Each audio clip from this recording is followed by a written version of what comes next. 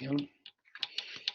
Buenas tardes, damos comienzo a la que es la tercera sesión del ciclo de narrativa del siglo XXI dedicado a las novelas de humor y que en este caso abordará el análisis de un texto que dentro del panorama, ¿no? de su propio autor, Luis Landero, Una historia ridícula, pues parece llamado a ocupar un lugar significativo, como tendrá ocasión de explicar el ponente, que es Manuel Álvarez Encinas, que es un profesor de instituto y, como hemos dicho fuera de micrófono, sobre todo un empedernido y concienzudo lector, de quien esperamos pues un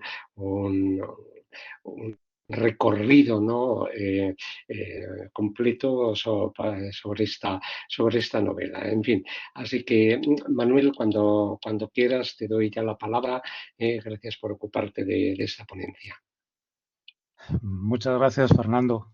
Creo que tenemos que agradecerte a ti, los que frecuentamos este ciclo, que sigas manteniendo la antorcha y que nos des la oportunidad de vez en cuando de reunirnos para hablar de lo que nos gusta, para hablar un poco de literatura, nuestro modesto alcance, lo que está a nuestro modesto alcance.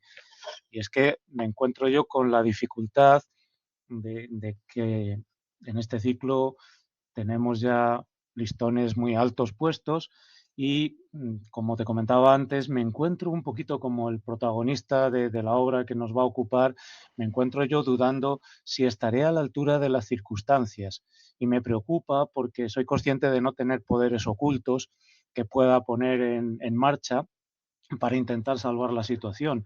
Espero que después de esto no tenga que escribir una obra justificativa también, que sea informe, que sea, qué sé yo, una obra filosófica, etcétera, etcétera, para poder arreglar algún cacao muy grande. Espero poder, como digo, intentar estar a la altura de las circunstancias sin forzarlas. Bien, muchas gracias, por tanto, Fernando, muchas gracias a todos por estar esta tarde aquí reunidos. Y yo sí que quería decir que cuando hablamos de novelas de humor, como Luis Landero siempre ha tenido ese cierto tono humorístico, irónico, que se le ha venido tradicionalmente reconociendo desde que publicó la primera de sus obras, pues se me ocurrió, pues podemos ocuparnos de esta que acaba de publicar. Y luego los hechos, como iremos viendo, han ido sucediéndose con cierta prisa para convertir primero en una obra de bastante recorrido, para hacerla objeto incluso ya de un análisis bastante profundo en una tesis doctoral recientemente publicada en la web, y luego la guinda ha venido con la concesión del premio que pasaremos a contar ahora. Si os parece, ordeno un poco todas estas ideas y para centrarnos, podríamos decir que el autor extremeño, nacido en Albuquerque, ya sabéis que fue publicando como primera obra Juegos de la Edad Tardía, aparece en 1989, la publicaba, como recordábamos al comienzo, cuando ya había cumplido 41 años de edad. Era una obra prácticamente de madurez y no se le conocía nada, aunque luego él en alguna entrevista ha dicho, si yo ya escribía poesía desde muy joven, lo que pasa es que no publicaba nada. La obra despertó unas expectativas tremendas y recibió dos premios prácticamente uno tras otro. Primero el premio de la crítica y luego, unos meses después, el Nacional de Narrativa.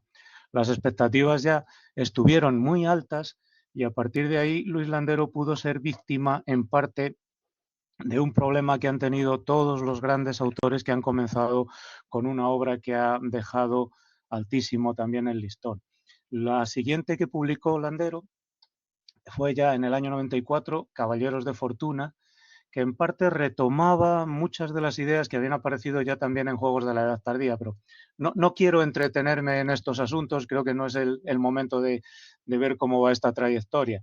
Más adelante, en 1999, con mismos temas, un estilo similar, insiste en El mágico aprendiz. Y a partir de ahí también ha confesado Landero que siente la necesidad de hacer algún cambio.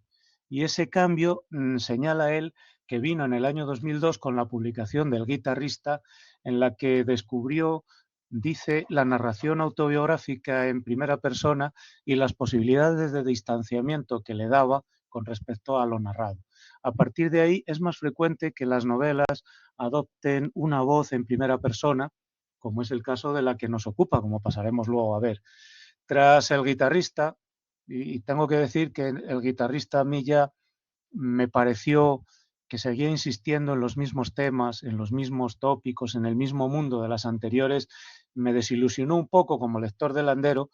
En su momento hizo que abandonara el seguimiento que estaba haciendo de su obra y luego ya no seguí en la lectura de Hoy Júpiter, que acabó publicando 2007. Tampoco participé en el estreno de Retrato de un hombre inmaduro, del 2009. Lo mismo os puedo decir de Absolución, del 2012, o de La vida negociable, del año 2017. Más adelante, en 2019, publicó Lluvia fina, y ahí es curioso, pero en el marco de una feria del libro, incluso hablando con él de lo que yo había visto como lector, admitió bastante bien una crítica a que no me había gustado el tono que estaba tomando, el cariz que estaba tomando en el asunto con el guitarrista, y me comentó, prueba a verte, Lluvia fina, a ver si tengo más suerte contigo. Y yo leí Lluvia fina, me gustó, y a partir de ahí volví otra vez a reencontrarme con las obras de Luis Landero. La que nos ocupa ahora es del 2022. El repaso que estamos haciendo, si os dais cuenta, es un repaso de lo que todo el mundo ha considerado indudablemente como narrativa o como novelas. Y luego, por medio, nos hemos dejado aparte unas obras que en algún caso de forma muy curiosa se consideran no novela, pero sí narrativa, y en otro caso ya no sabemos muy bien. Por ejemplo, en 2014 escribe El balcón en invierno, y yo que a veces guardo las fajas de la publicidad de las ediciones, El balcón en invierno se dice que es la mejor novela del año, 2014. En 2021, el mismo tipo de estructura, es decir, de novelización, si queréis, de autobiográfica, de los hechos que recuerda de su vida, lo hace en El huerto de Emerson, y en El huerto de Emerson ya la publicidad de la faja solo se atreve a decir un relato memorable sobre lo vivido y lo leído. Ya no dice que sea la mejor novela. Esas dos obras se quedan un tanto en ese territorio fronterizo entre, ya hablaremos entre qué y qué, pero dejémoslo de momento en un territorio fronterizo. Por eso no las había puesto en la progresión de novelas de las que había hablado antes. En el 2000 había publicado otra obra que también tampoco se deja asediar con una etiqueta de un género determinado, entre líneas, el cuento o la vida, y que se está empezando a considerar casi como una poética o una narratología de cómo hay que hacer la narración de Luis Landero. Y también llegó a publicar en 2004 Cómo le corto el pelo, caballero, con escritos de diverso tipo, de diverso corte, con colaboraciones también periodísticas. Y en el año 2000 se llegó a publicar Esta es mi tierra, con textos que había utilizado para una serie de televisión en la que presentaba pues su tierra extremeña y su ciudad, su Albuquerque natal. Eso sería la trayectoria que ha tenido Luis Landero. Para centrarnos un poquito de la obra que nos ocupa, y antes de hablar de ella, la obra se publicó en marzo, pero el 7 de noviembre del 2022, con que se le concedió el Premio Nacional de las Letras Españolas, y con que el jurado destacaba, en la nota que ha publicado el Ministerio de Cultura, destacaba que era un extraordinario narrador, creador de numerosas ficciones, con personajes y atmósferas de gran expresividad y excelente escritura, recuperando la tradición cervantina, con dominio del humor y la ironía, e incorporando con brillantez el papel de la imaginación. Bueno, si esto dice el jurado que ha concedido el premio, habrá que ver cómo está caracterizado, cómo se puede caracterizar ese humor y cómo se utiliza la ironía, por lo menos en la novela que nos ocupa, que es, como habíamos dicho, una historia ridícula. Parece obligado, aun a riesgo de reventaros un poquito la lectura a la que os invito, o si queréis, a riesgo de, como se suele decir ahora, de hacer spoiler, parece obligado presentar una pequeña sinopsis de qué trata la obra. Como podéis ver en el texto de la diapositiva, se nos presenta un narrador en primera persona que declara que es educado, discreto, concienzudo, culto y buen conversador. Es muy importante, o van a ser muy importantes, y permitidme también la prolepsis, las frases que vienen a continuación. Todos cuantos me conocen saben, o deberían saber, de mi honradez y rectitud. En otros tiempos tuve un buen puesto de trabajo y un piso en propiedad. Parece que eso es el deseo de todo buen burgués. Mi visión del mundo y de la vida, trágica y trascendente. Mi historia, de amor, de odio, de venganzas, de burlas y de ofensas. Me llamo Marcial Pérez Armel, resido en Madrid y tengo en muy alta estima el viejo concepto del honor. No cabe duda de que la apertura nos puede llamar la atención qué nos va a contar Marcial, de qué va a constar esta historia de amor, de odio, de venganzas, de burlas y de ofensas. Sí que habría que destacar que ya en ese primer capítulo, de todos de los que consta la obra, que son brevísimos y que van únicamente identificados con una numeración, sí que es curioso que en ese primer capítulo ya el autor nos deje muy claro que no podemos fiarnos ni un pimiento del narrador. No tenemos un narrador nada confiable. Empieza siendo un mentiroso patológico y ahí es donde yo creo que el autor ha puesto en juego su conocimiento de la enseñanza secundaria para caracterizar de una forma un tanto discreta que es un autor mentiroso. Él empieza en una de las prolesis que son características de toda la historia, empieza criticando a los que llama sus rivales amorosos en la seducción de un personaje, de Pepita. Empieza declarando que él no tiene grandes títulos universitarios, pero ha estudiado comercialización de productos alimentarios, ha ampliado estudios, ha estudiado módulos y másteres sobre producción agropecuaria y elaboración de productos cárnicos y lácteos. Esto en cuanto a mi formación académica. Vale, bueno, pues el protagonista, evidentemente, podemos considerar esto ya casi una cita intertextual relacionada con el catálogo de titulaciones del Ministerio de Educación y Formación Profesional. Lo que nos está citando el narrador como estudios son ciclos de grado medio que no habilitan para hacer ni un solo máster. Y lo que llama él módulos no son nada más que el nombre genérico de las materias que tienen esos ciclos de grado medio.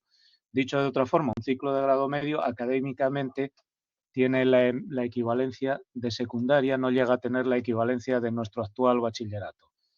Primera mentira que le cazamos a nuestro autor. Él mismo, a nuestro narrador, no a nuestro autor. Y él mismo, a lo largo de la novela, va a ir declarando que en algún caso ha adornado la historia, que diríamos como nos presenta la portada, que se ha pavoneado de algo que no es cierto, pequeñas mentiras para no quedar mal, para estar, como insiste mucho él, para estar a la altura de las circunstancias.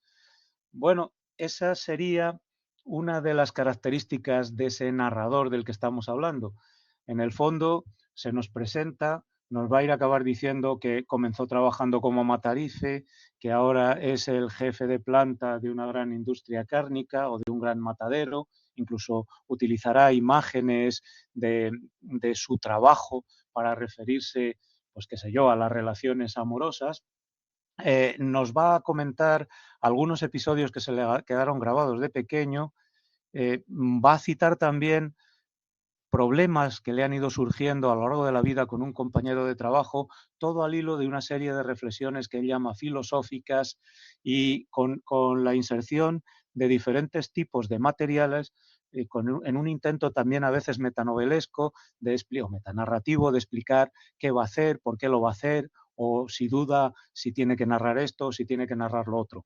Pero en algún momento acabará declarando que lo magro de esta historia es contar cómo se enamoró de Pepita y cómo intentó seducirla y qué episodio tuvo lugar al final en ese intento de seducción. No quiero desvelar más cosas de momento.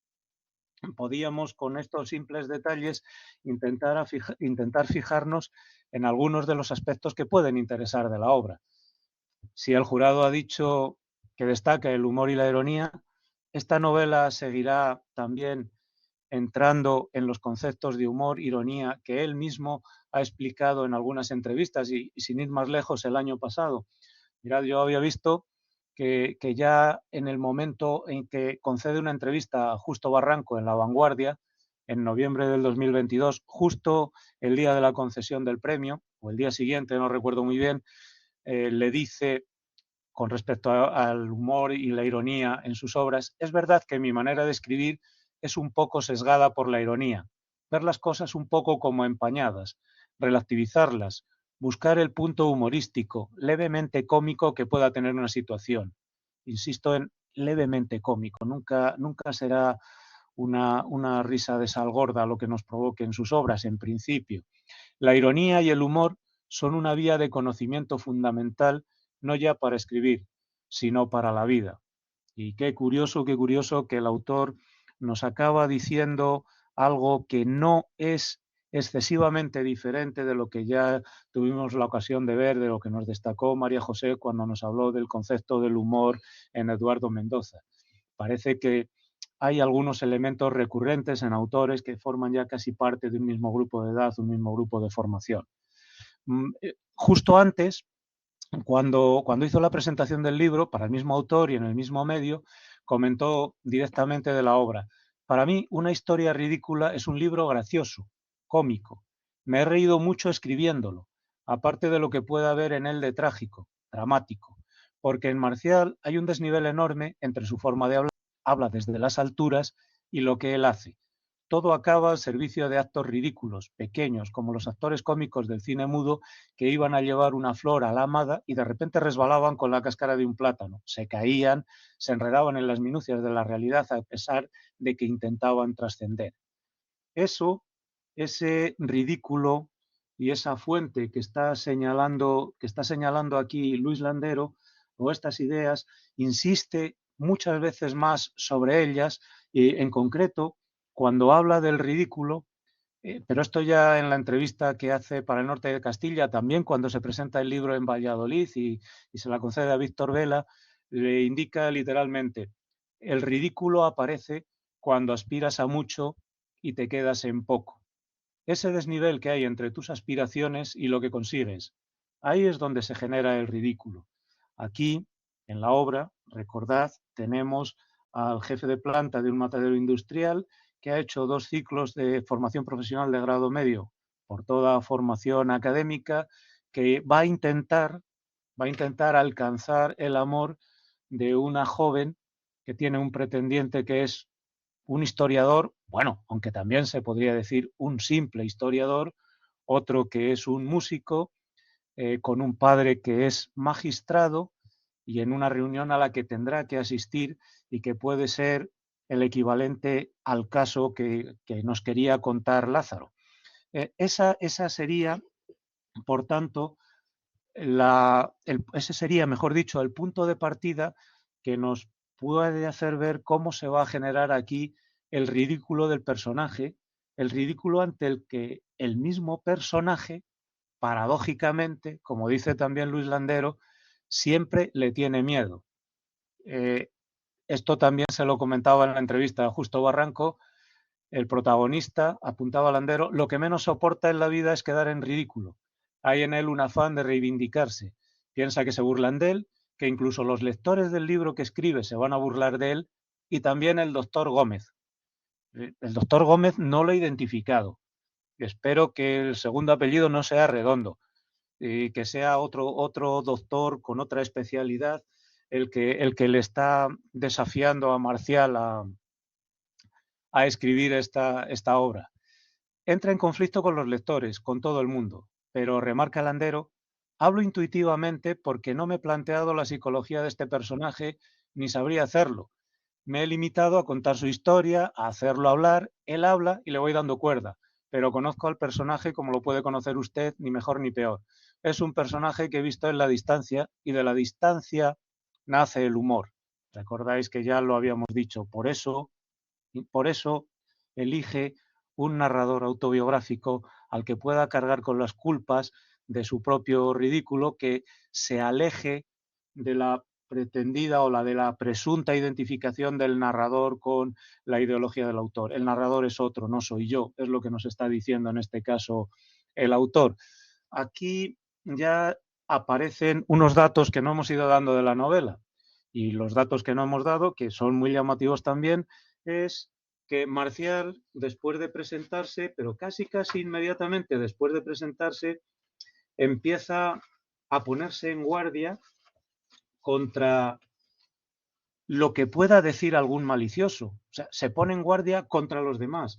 Después del texto que os había citado al comienzo, indica, algún malicioso dirá, sí, pero careces de estudios superiores. Más adelante volverá a decir, y, el doctor Gómez me dijo, ¿y por qué no escribes esto? ¿Cree que no soy capaz? Le retruqué yo. A partir de ahí, constantemente, el bueno de Marcial siempre, o sea, la voz narrativa de Marcial va a dar paso también al estilo directo de lo que le dice o piensa que le dirá el doctor Gómez, de lo que le puede decir algún lector, de lo que le pueden decir los lectores que sean malévolos, de lo que le puede decir algún lector desconfiado y en otros momentos de lo que le dice su propia voz de la conciencia. A veces uno dice, vaya, pero es que Marcial de verdad oye voces. Recordad, lo tenemos aquí delante, dice Landero, no me he planteado la psicología de este personaje. ¿Lo creemos como Luis Landero o desconfiamos como desconfiamos de Marcial? Porque nada más comenzar y visto lo que nos dice, podríamos afirmar que el personaje tiene un trastorno obsesivo compulsivo, que es un poco psicótico en algunas veces, que otras veces se muestra como un esquizofrénico irredento y además es mentiroso. Todo esto es ese personaje y a partir de ahí ya entra en juego la verosimilitud que le podamos dar o si queréis el pacto de fiabilidad que tenga con el lector un personaje al que cazamos nada más empezar en una mentira clara si interpretamos la obra desde el punto de vista realista, confrontando lo que dice el personaje con nuestro contexto, con la realidad. Otra cosa es que intentemos otra clave de lectura como puede sugerir en otro momento determinado el autor, pero eso lo tendremos, mejor dicho, he vuelto a decir el autor, el narrador, pero insisto, eso lo tendremos que dilucidar un poquito más adelante.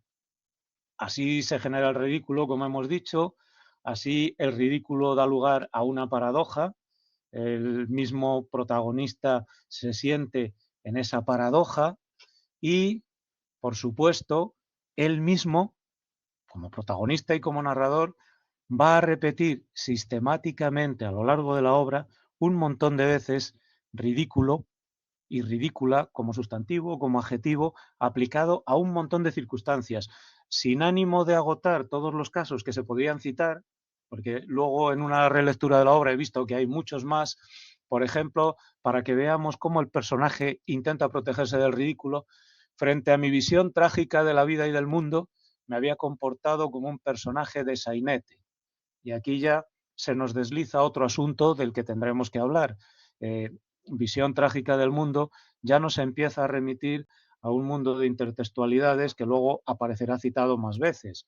El sentimiento trágico de la vida o la visión trágica de la vida, ese discurrir unamuniano y ensayístico, parece que es uno de los elementos con los que está dialogando la obra y con los que dialoga el propio narrador protagonista.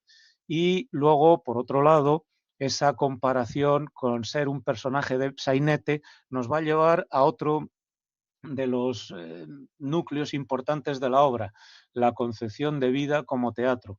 Veremos con tranquilidad cómo durante el relato que nos está haciendo Marcial se recorre, yo creo que prácticamente todo el vocabulario de los géneros teatrales y del mundo teatral, por boca del propio narrador o puesto en boca de algún personaje. Pero bueno, sigamos con el ridículo. Angustiado por la duda y ya casi con la convicción de haber hecho el ridículo, nos dice más adelante en la página 55, en la página 57 acaba destacando: el peor castigo en este mundo para mí es ofrecer ante los demás una imagen ridícula. Otro ejemplo más. Pues bien, en esta miserable especie a la que pertenecemos y en estos tiempos ridículos que vivimos, hay muchos, casi todos, que tienden a ver y a interpretar el mundo como si fuese una comedia. No insisto en la comedia. Todo lo que dicen las canciones románticas siempre quedará muy lejos de esta ridícula catástrofe espiritual que es el amor. El amor aparecerá citado otra vez más como ridícula catástrofe espiritual. En la página 202, ya cuando está comenzando con el final de la historia ridícula, si es que logramos saber cuál es. Fijaos que aquí está insistiéndose, como siempre, en dos puntos. No solo puedo hacer yo el ridículo, no solo tengo miedo de ofrecer una imagen ridícula, es que el tiempo que vivimos es ridículo, y más adelante insistirá que en este tiempo ya no se pueden hacer grandes obras, ni se pueden encontrar grandes pasiones, que todo es excesivamente cotidiano o excesivamente intrascendente. Y luego quedémonos con el sainete, la comedia, el sentimiento trágico de la vida y la catástrofe espiritual que es el amor. Si es una historia de amor, parece que no va a llegar a muy buen puerto. Por seguir hablando de elementos del ridículo, también el narrador nos dice que entre gente escogida, esto lo plantea cuando se va a enfrentar a una reunión con gente de lo que Landero suele llamar la alta cultura, o de lo que el narrador piensa que es la alta cultura, y considera el protagonista que entre gente escogida quedaría expuesto a quedar en ridículo. Está dudando si acudir o no acudir a esa reunión por miedo a quedar en ridículo. Varias veces lo dice más adelante. Tal fue la odisea, contada con las ridículas prisas que se estilan en estos tiempos, que vivía hasta llegar a casa de Pepita aquella infausta tarde de finales de junio. Perdonad por la entonación, que ha sido a todas luces errónea. Esto nos lo dice cuando durante más de un capítulo nos explica que con las dudas que tenía no quería llegar el primero a la reunión, y lo único que consiguió, dando vueltas al portal, espiando a ver quién llegaba, intentando imaginarse qué nombre tendría cada una de las personas que subían a la casa de Pepita, al final lo único que logra es llegar más de media hora tarde, cuando hace una entrada ya un tanto espectacular y que al final acaba resultando ridícula, evidentemente. En otro momento, ya más adelante, cuando está dudando si continuar, si aceptar la invitación a hablar que le está haciendo la gente, porque sospecha que está siendo objeto de una burla, llega a decirnos: durante unos momentos, interminables y ridículos momentos de incertidumbre, yo creo que todos nos pusimos con la mirada a buscarle sitio a la bandeja. Es obligatorio decir que el episodio de la bandeja es el primer problema que afronta el protagonista, que ha decidido llevar algo. Como no sabe qué llevar, se decanta por una bandeja de pasteles. No sabe qué puede regalar a aquella ilustre reunión, y aparece con su bandeja de pasteles. Como la reunión ya está comenzada, hace una entrada, perdonadme la insistencia, repito, ridícula, hace una entrada ridícula con una bandeja, no sabe qué hacer con la bandeja, nadie sabe qué hacer con la bandeja, y todo el mundo busca un lugar donde depositar la bandeja. Interrumpe completamente la reunión y, ante ese problema, dice: en cuanto a mí, quedé allí sobrante y olvidado y abandonado, y con una sensación de ridículo que ya no me abandonó en toda la tarde, y que aún hoy a veces me sigue avergonzando. Hay una cosa que siempre llama la atención, tal y como está narrando el personaje: si tanta sospecha de hacer el ridículo tenía, ¿por qué se prestó a hacer ese ridículo? ¿Por qué el personaje no abandona y nos dice que continúa a unas sabiendas de que va casi directo al fracaso? Ese será uno de los asuntos que tendríamos que plantearnos para intentar interpretar el sentido que pueda tener la obra. Y ya por último, ya que estamos hablando del ridículo, cabe preguntarse, bueno, ¿y entonces cuál es la historia ridícula? Esto viene a cuento de que el autor nos ha dicho que nos va a contar los episodios importantes, que va a contar parte de su pensamiento filosófico y que además ha decidido que va a presentar dentro de la obra un cuento, que es lo que nos dice aquí, y además va a incluir el discurso que hizo en esa reunión a la que fue tan reticente a participar o a la que, ante la que tenía tantas sospechas de poder hacer el ridículo. Y nos dice, 8 o 10 días estuve a vueltas con el cuento que presenta en esa reunión por invitación de Pepita y que tiene que fingir, o sea, tiene que decir que ha hecho, y no es otra cosa que un cuento infantil, ya que se declara escritor, puesto que Pepita se ha declarado artista, se ha declarado pintora, sobre todo. 8 o 10 días estuve a vueltas con el cuento, que en la versión escolar se titulaba Mis pequeños amigos y que ahora había pasado a llamarse Mi pequeña fauna. He dudado si incluirlo o no aquí. Ya estamos con el problema de la metanarración o de la metaficción, pero finalmente lo voy a incluir a pesar de que a muchos maliciosos, y por supuesto al siempre malicioso doctor Gómez, que no sabemos no sé exactamente quién es, insisto, les parecerá una historia ridícula y se burlarán de ella y por tanto de mí, porque sirve para entender mejor esta historia y para entenderme mejor también a mí. Aquí ya empezamos con un juego, si queréis, de espejos un tanto extraño, porque resulta que la historia ridícula en esta cita de la página 174 es Mi pequeña fauna, anteriormente Mis pequeños amigos. Su obra escolar, que dicho sea de paso, le sirvió para que también se sintiera ridículo en la escuela y considerara que en el instituto nos dice, y considerara que su profesor se burlaba de él por los comentarios que hizo sobre la obra y sobre su carácter kafkiano o sobre cómo se relacionaba con las metamorfosis de Kafka. Otro elemento, si os dais cuenta, de intertextualidad que tendremos que retomar. Y es muy curioso porque dice que es una historia que considerarán ridícula porque sirve para entender mejor esta historia. Habremos de entender que ahora se refiere a la historia que nos va a contar inmediatamente o a la que nos está contando y para entenderme mejor a mí también. Aquí, aparentemente, el propio narrador considera Mi pequeña fauna como una posible ridícula.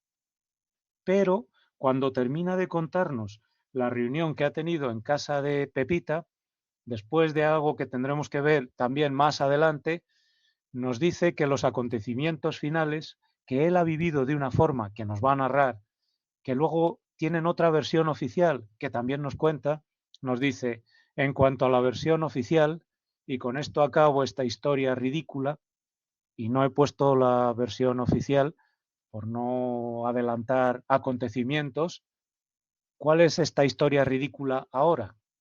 La que estoy escribiendo en este momento. ¿Qué posibilidades de historia ridícula tenemos? ¿Es solamente el cuento? ¿Es una historia ridícula el episodio que él titula Asalto al castillo de la mujer amada? Que él como narrador titula Asalto al castillo de la mujer amada. ¿Lo son ambas? ¿O al final lo son ambas historias y por ende el libro de autoría de Luis Landero? Qué es al final esa historia ridícula y por qué es esa historia ridícula? Habrá que, habrá que intentar ver si algunos otros elementos nos pueden aclarar el por qué el personaje se comporta así, incluso cuál es el motivo o cuál es el motor que mueve al personaje a narrarnos esta historia y a mostrarnos todas sus dudas y todas sus vacilaciones.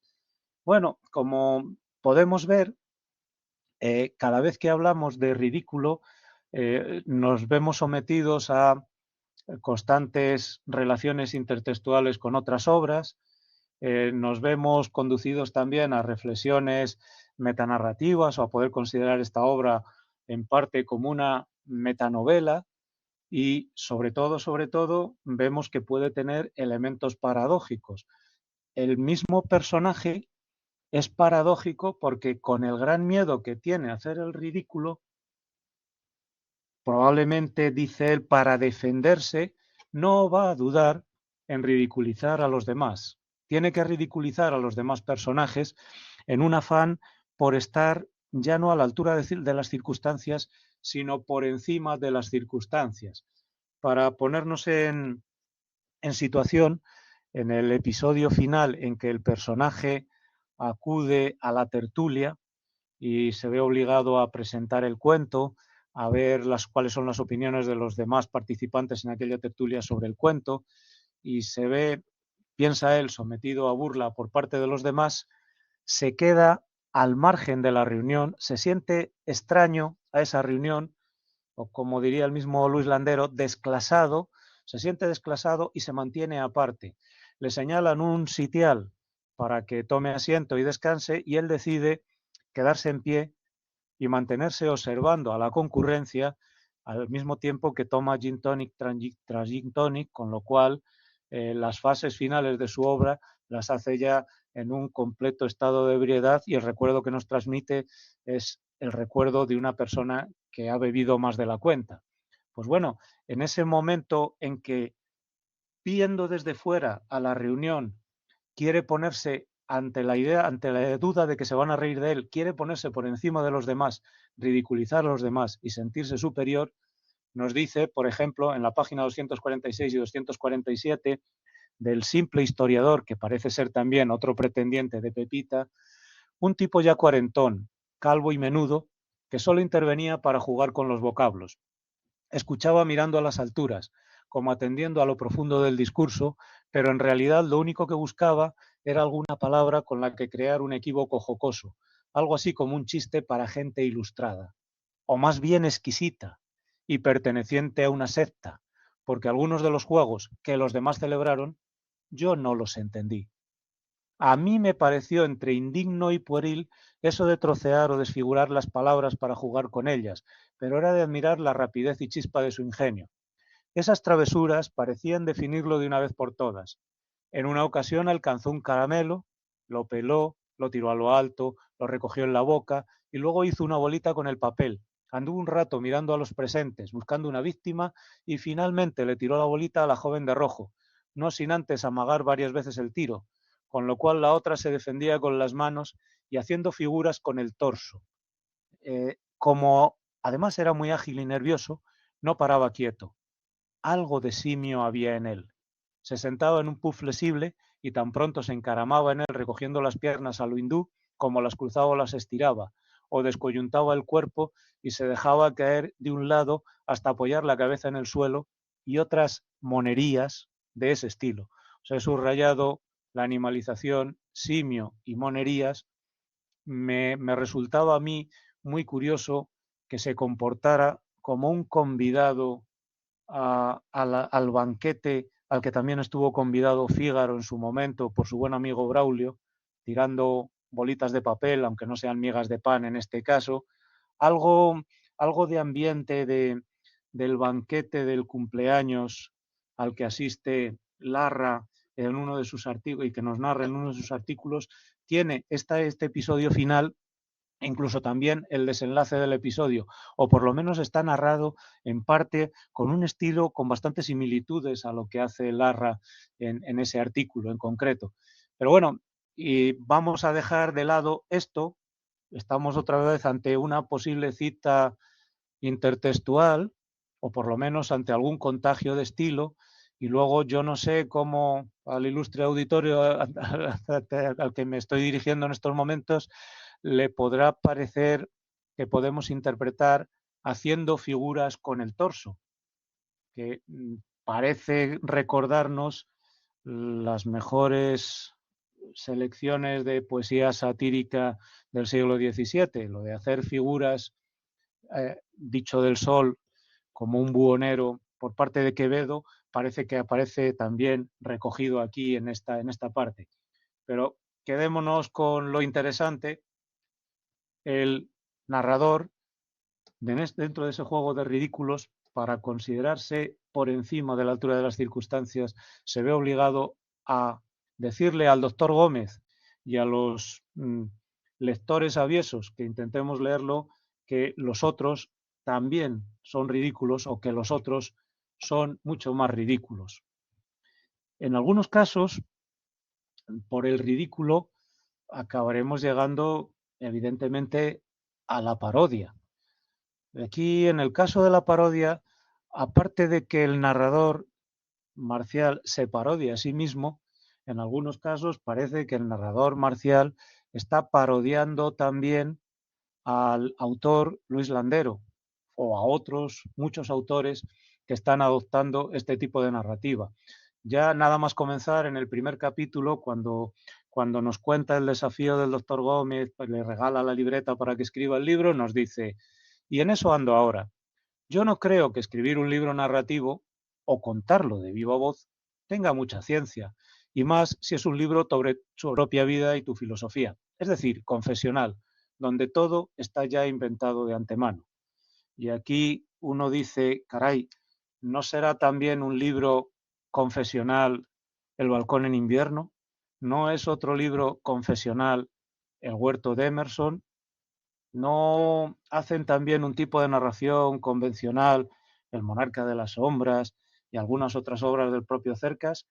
¿Estamos aquí ante una ironía? ¿Estamos ironizando con el propio género? ¿Sería eso lo que quería destacar yo aquí ahora? Y más adelante, cuando se ve obligado a presentar un relato, hasta que toma la decisión de reelaborar el de Mis amigos los insectos, nos dice, ¿qué podía hacer ahora? De haber conocido a un escritor, le hubiera pagado lo que me pidiese para ponerlo a mi servicio. Pero ¿dónde iba a encontrar yo a un escritor y a proponerle algo tan ridículo y que dejaba tan en entredicho mi alto concepto del honor? ¿No está ironizando sobre él mismo el propio personaje? Que dice, si hubiera encontrado un escritor por aquí a mano, pero no tengo ninguno. Y por otro lado, a continuación, nos empieza a hablar de los talleres literarios que tan de moda han estado. Es una idea que deja de lado rápidamente porque dice, pero me pareció que había que invertir mucho tiempo para hacer un taller literario. Hasta aquí, pues como veis, sí que parece que el humor consiste en utilizar un distanciamiento irónico, que el humor está también en identificar situaciones ridículas, incluso en el mismo concepto de ser ridículo que tiene el protagonista de sí mismo, y que el humor puede dar paso y la ironía pueden dar paso a parodias e incluso autoparodias. ¿A qué parodias puede dar paso también? Pues en una entrevista que hizo Landero con Uxía Prieto, esta fue en febrero del 22 para el HuffPost, comentó, hace muchos años, muchísimos años, escribí unas líneas, nada casi, sobre un personaje que estaba enamorado de alguien, de una mujer, pero no lo admitían como pretendiente en casa. Admitían a otros pretendientes, pero a él no. Era apenas nada, pero la voz, el soniquete, la música de su voz, porque a veces la voz resulta que es el carácter, te muestra mucho cómo es un personaje. Piensa en el extranjero. Siempre que hablemos con Landero nos acabará haciendo una cita a la tradición literaria. Entonces, eso se me quedó y de ahí viene, pero es que yo he conocido a muchos marciales. Son gente a medio formar, que han noteado, entrevisto lo que es la cultura, la alta cultura, pero que ellos no han podido acceder y son desclasados culturales. Pero les ha quedado el gusto por eso, en el mejor sentido de la palabra. Me merece un gran respeto porque de algún modo siguen intentando, se esmeran en hablar bien. Es un poco una parodia de lo que es la alta cultura.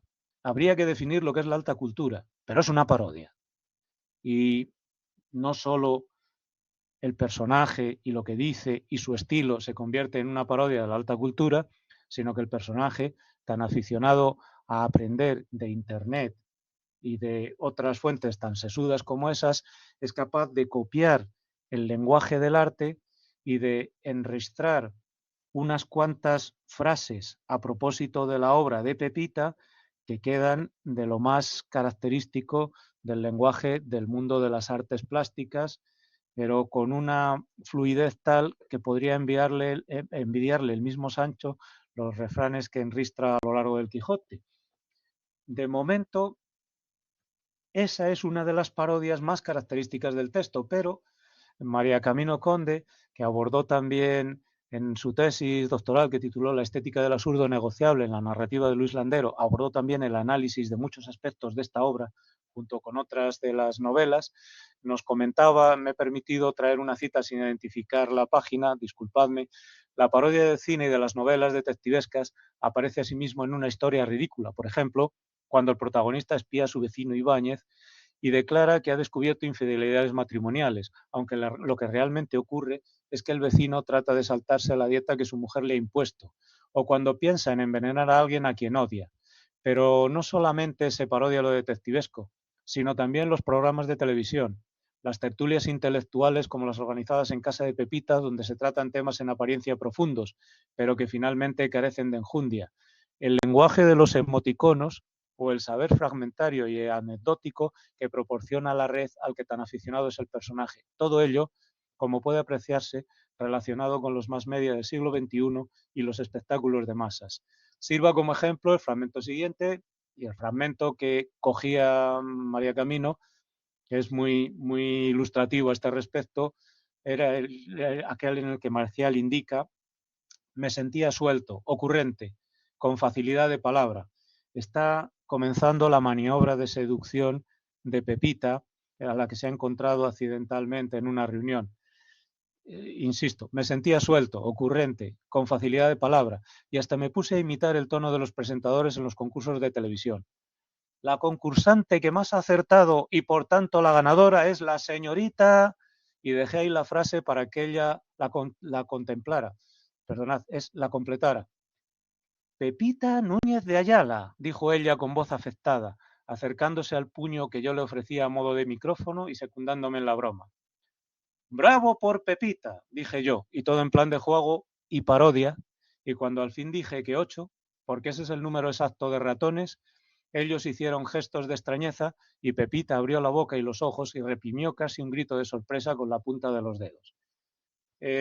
Como muestra paladina del ridículo, la sesuda conversación que ha tenido es dilucidar cuántos ratones al día tiene que comer un gato para mantener una dieta sana. Y la información, evidentemente, la ha tomado de Internet. Y puedo deciros que, en efecto, lo que Marcial dice que ha tomado de información de Internet, esto y otras cosas en las que no vamos a entrar ahora, sí que se encuentran en Internet. Recordadlo, no hablo en vano, todo lo que ha dicho lo ha traspasado nuestro autor de páginas de Internet casi palabra por palabra. Está muy documentado, está curiosamente muy documentado. Bien, en el ámbito de estas parodias tenemos otra posibilidad. Podemos llegar a parodiar todo un estilo literario, pero con toda la tranquilidad del mundo. Podemos llegar a parodiar algunos fragmentos de alguna obra y ahí la parodia se mueve ya también en las alusiones intertextuales. Cuando nos dice el protagonista que se va a enfrentar al grupo de la reunión de Pepita y que le piden que le cuente su historia, y cuando se decide a dar su discurso, él recuerda el momento en el que el maestro le hizo leer el cuento en la escuela y dice: muchos años después, inmediatamente, yo no sé, tengo una manía, a mí se me ocurrió decir, anda, ante el pelotón de fusilamiento, y al final se me ocurrió la tonta idea de que esa frase, puesta donde estaba puesta, podía estarla utilizando el narrador para darnos a entender que los miembros de la sociedad ante los que iba a hablar están siendo considerados en ese momento, aunque sea inconscientemente por el propio Marcial, como el pelotón de fusilamiento ante el que se presentará el coronel Aureliano Buendía. La broma no termina aquí, porque 8 páginas después, cuando están cuchicheando en voz baja y Marcial desconfía de lo que pueden estar diciendo a algunos de los asistentes, le preguntan, Pepita intenta disimular y nos narra lo siguiente, porque sin saber qué decir, Pepita dijo, ¿de qué hablabais? Y el cuarentón ingenioso, el simio, el, el simple historiador, para que nos entendamos, siendo como era un hombre de salidas rápidas y agudas, dijo, del realismo mágico. Sí, dijo de inmediato la de amarillo en tono eufórico, casi triunfante. Hablábamos de las influencias del realismo mágico en el relato de Marcial. Y como ahí no acaba la cosa, 19 páginas después, cuando relata cómo termina la reunión, la primera versión, la versión suya, es lo primero que vi en un momento en que entreabrí los ojos fueron las partituras que habían echado a volar de los atriles y que, después de aletear unos instantes por el salón, salieron volando furiosamente a la calle por el balcón y las ventanas. Tras ellas, a rebufo, salieron los visillos, que se quedaron tremolando sobre el cielo oscuro de la tormenta. El piano se puso a tocar solo, dio unos acordes disonantes y lastimeros y luego se calló. Una porcelana que había de adorno sobre el piano se estrelló y se hizo añicos contra el suelo. Yo seguía en trance. Yo estaba en un estado, digámoslo así, de éxtasis.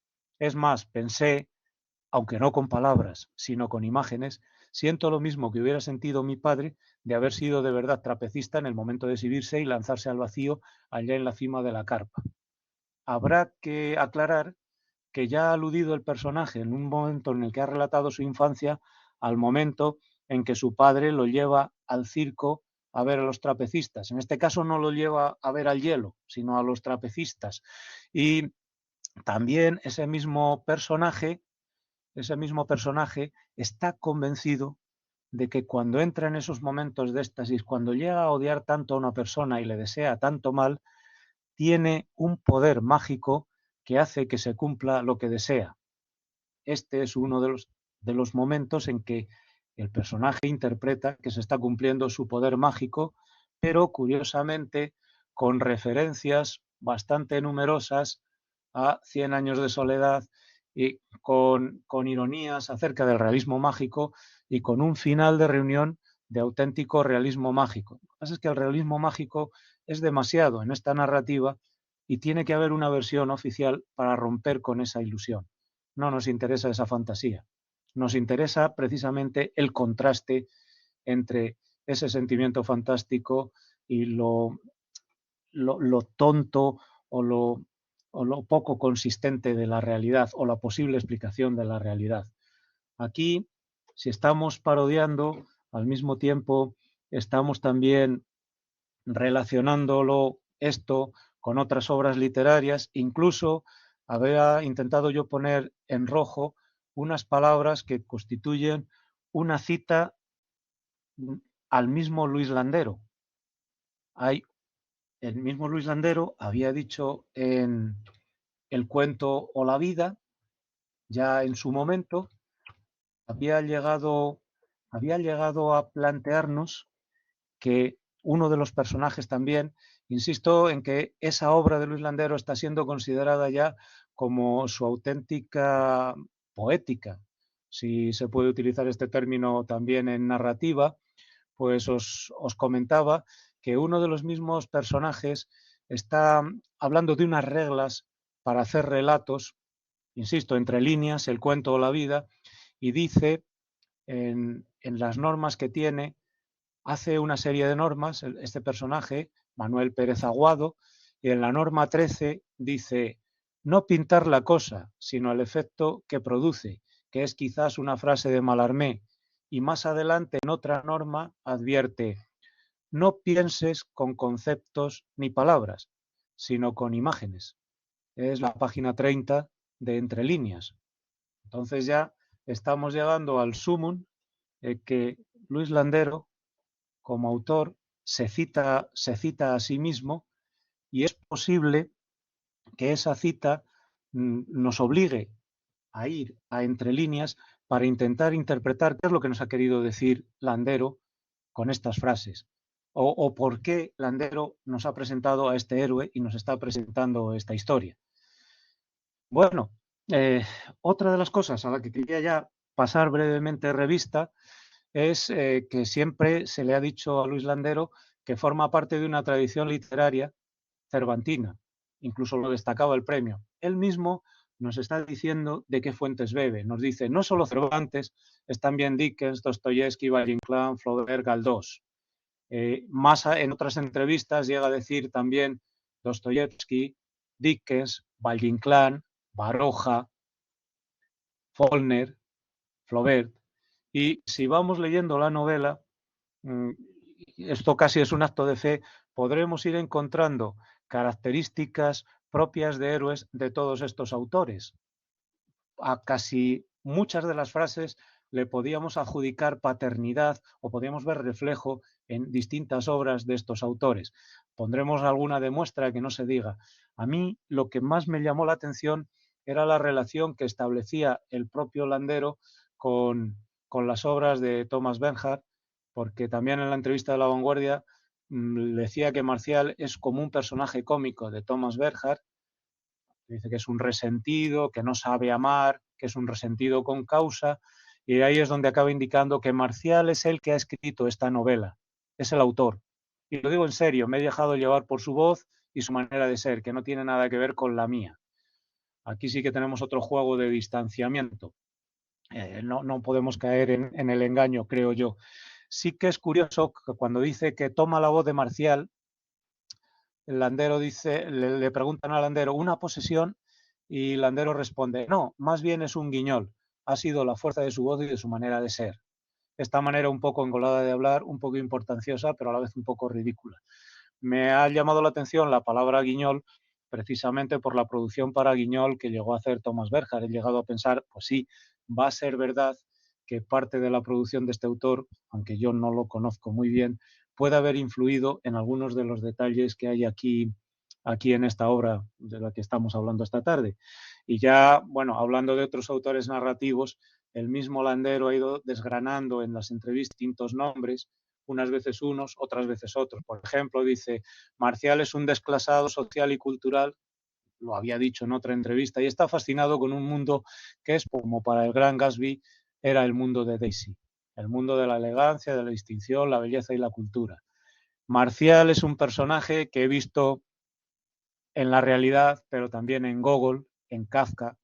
Kafka tiene un montón de alusiones a lo largo de la obra, como habréis podido ver si os habéis acercado a ella. Y hay otra cosa que es interesante que dice en esta entrevista, es gente a medio formar que han hecho un par de cursitos, 2 ciclos de grado medio, no más, pero que tienen ínfulas culturales y se sienten un poco pavos reales. Desde ese punto de vista, la portada de la edición no deja de ser toda una metáfora visual que ya le gustaría a muchos vanguardistas. Tenemos el pavo real apoyado en el estrado o en la silla, o si queréis le podemos dar otro nombre, en la que le ofrecían sentarse a Marcial en esa reunión. También está bastante trabajada la imagen de la portada para estar relacionada con el contenido de la obra. Claro, ya que estamos hablando de intertextualidad, nos vemos obligados a decir hasta qué punto se está reflejando la intertextualidad en el molde elegido para el relato. Bueno, pues, a ver, podemos ver cosas que recuerdan a la forma de hablar de Tristan Shandy, la obra de Laurence Sterne. Podemos ver cosas que nos recuerdan, como tenemos aquí proyectadas, a los personajes de Chekhov por el miedo que tienen ante otros personajes. Eso es lo que señala Concha Dolaverriague en los lunes del Imparcial este verano, cuando hizo una entrevista, mejor dicho, cuando hizo una reseña y una crítica de la obra. Y hay una cita que a mí me gustaba traer, que era, así fue como el amor obró en mí una metamorfosis tan rara y prodigiosa como la de Franz Kafka, de cuyo libro hablaré luego. De pronto una mañana me desperté convertido en un ente sublime y ridículo a la vez, y también a la vez sabio y estúpido, como esos animales fabulosos que tenían un tiempo garras, pico y pezuñas. Esa metamorfosis de amor entra dentro de una gran tradición literaria. Cómo nos cambia el amor lo podemos ver hasta en el teatro de Calderón.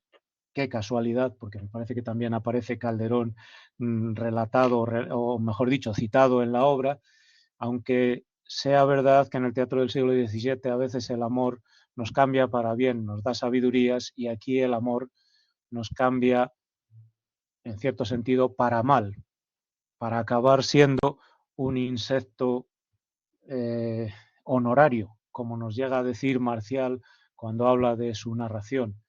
Pero os decía, me he anticipado un poco, os decía que hay unos modelos narrativos que ya están aludidos al elegir un narrador autobiográfico.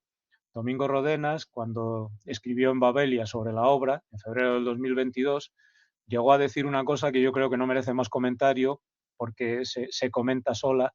Su vuesa merced se llama Doctor Gómez, plausiblemente un psiquiatra, pero este marco narrativo picaresco Landero prefiere no desarrollarlo, sabiamente, para el gozo del lector. Pero pienso yo que si el marco picaresco, el marco del Lazarillo no se desarrolla, si el marco de la novela realista inglesa con narrador autobiográfico no acaba de desarrollarse, sí que se acaban desarrollando algunos elementos del marco autobiográfico de la narrativa norteamericana. Primero, voy a leer aquí para que podáis llegar a la conclusión. Primero, porque como ya he dicho, yo odio esa palabra, encantador.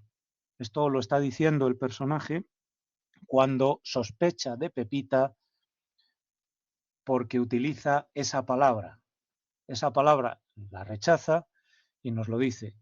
Yo odio esa palabra, encantador. Nunca me han llamado encantador. Y si alguien lo hiciese, lo tomaría quizás como una afrenta. Entre comediantes, sin embargo, esa palabra es casi un santo y seña. Está en la página 215. Curiosamente, en una obra, en un relato autobiográfico, El guardián entre el centeno, en el que toma voz un adolescente que escribe algo por consejo de unas personas y que cita a que en el lugar donde está hay un psiquiatra y que se está recuperando de un suceso de las pasadas Navidades que nos va a pasar a contar, en el capítulo 15, cuando llama a Sally, a una de las chicas, Holden Caulfield, el protagonista del Guardián entre el Centeno, de la obra de Salinger, dice, estupendo, le dice a Sally, oye, ¿tienes algo que hacer hoy? Es domingo, pero siempre habrá alguna función de teatro por la tarde, de esas benéficas, ya sabes. ¿Te gustaría que fuéramos? Muchísimo. Es una idea encantadora. Encantadora. Si hay una palabra que odio, es esa. Suena de lo más hipócrita.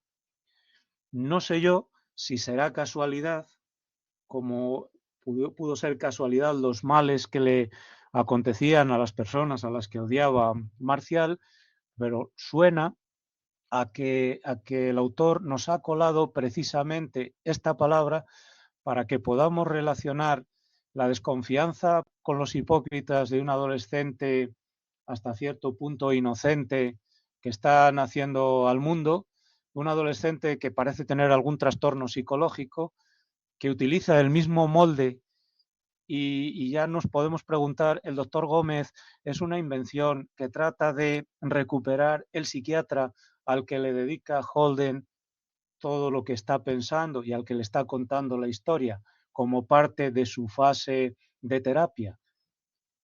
Sería posible, yo creo pensar que aunque sea una casualidad, aunque no sea cierto, sería posible, y que en el fondo el autor nos está invitando a que establezcamos un paralelo entre los dos personajes, a que nos expliquemos en verdad cómo puede ser la psicología de Marcial y a que sepamos por qué ha contado esto y por qué ha hecho lo que ha hecho, si creemos en lo que nos está diciendo.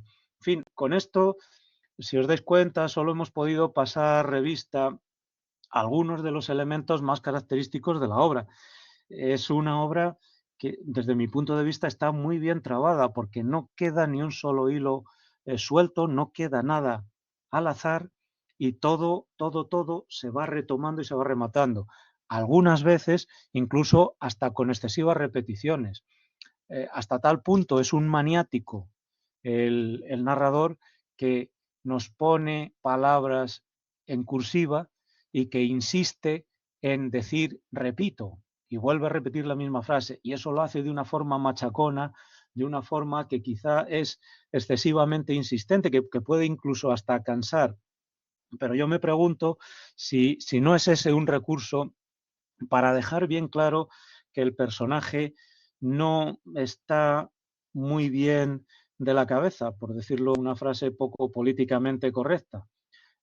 Fijaos que estamos hablando de que es un narrador mentiroso, que él mismo admite que se ha pavoneado, que reconoce tener grandes carencias, que se considera un héroe romántico en la novela, y que lo es, porque es un héroe tremendamente perdedor, y que considera la vida como un teatro, que se siente cercano a Unamuno, tiene un sentimiento trágico de la vida, que nos dice en la página 179, que agota el léxico del espectáculo cuando nos cuenta las historias. Fijaos, él tiene dos novias, Natalia y Merche.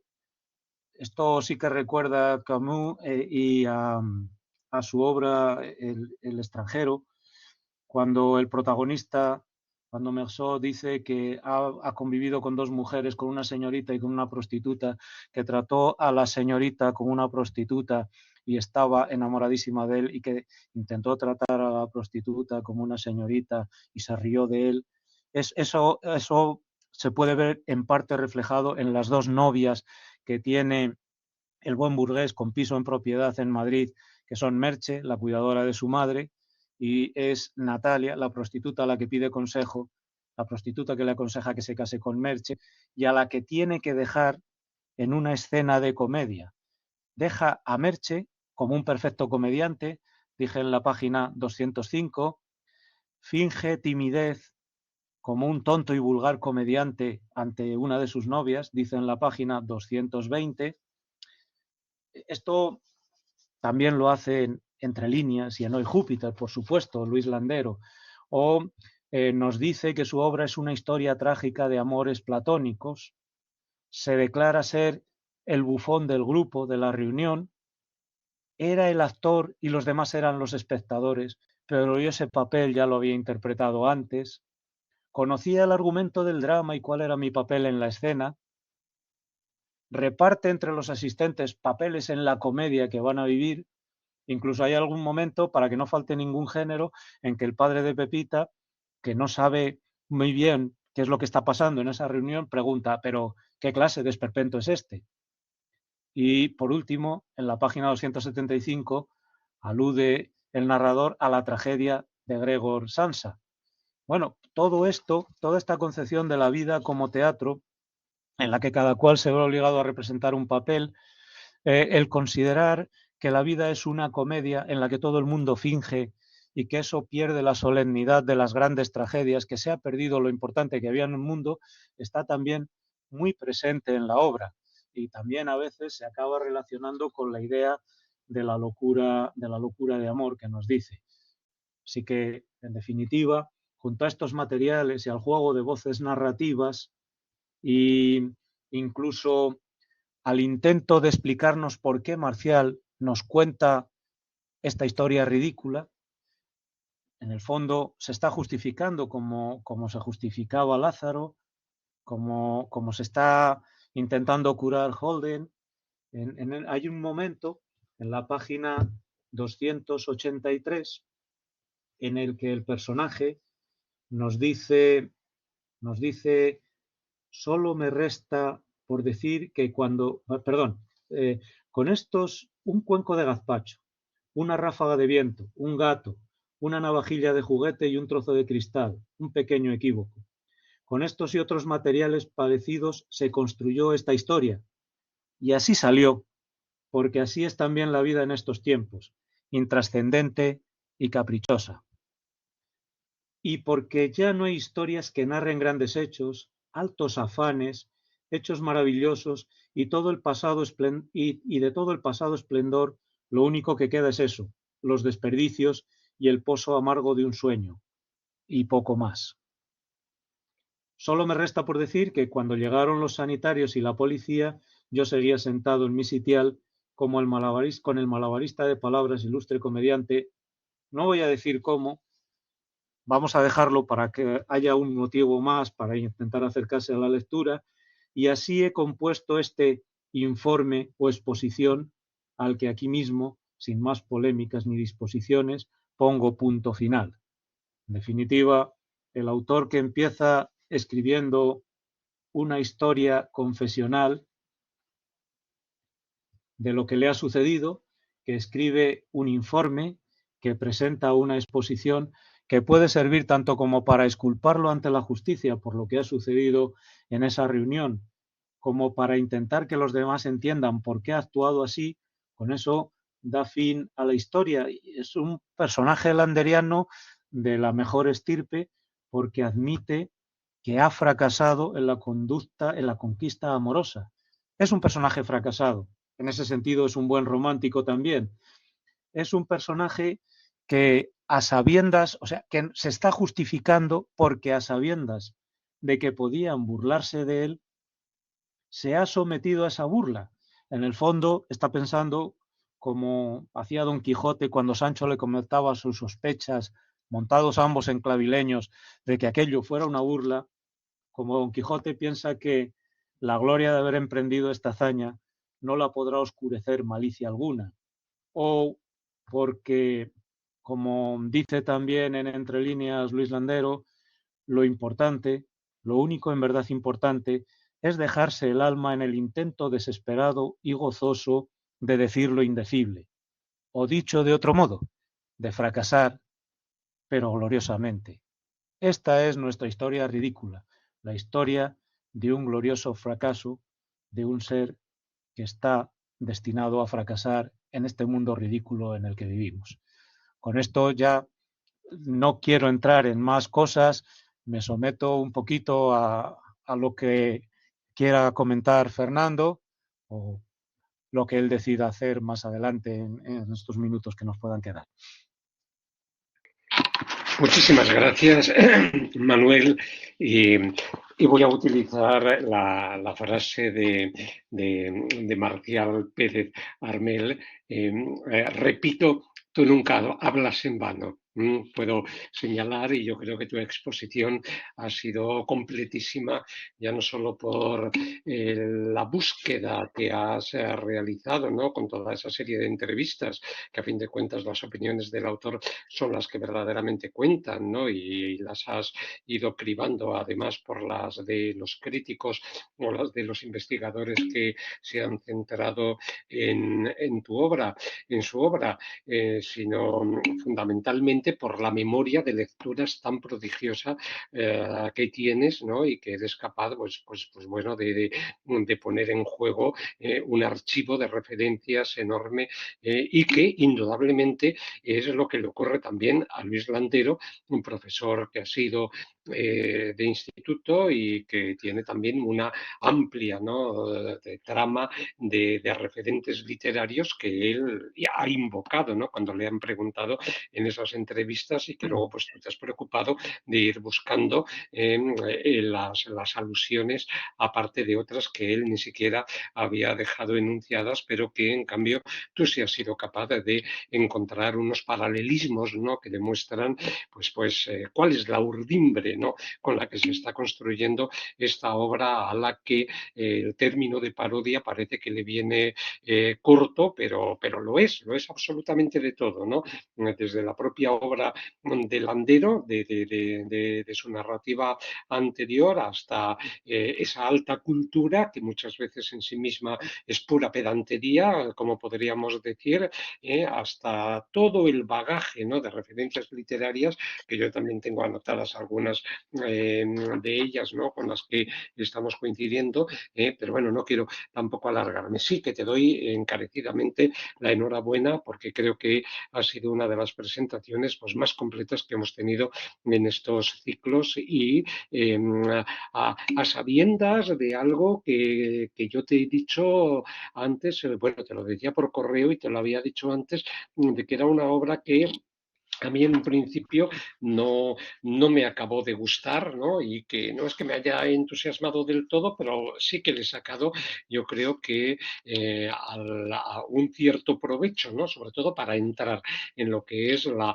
concepción narrativa del Landero, que evidentemente se confirma en este título.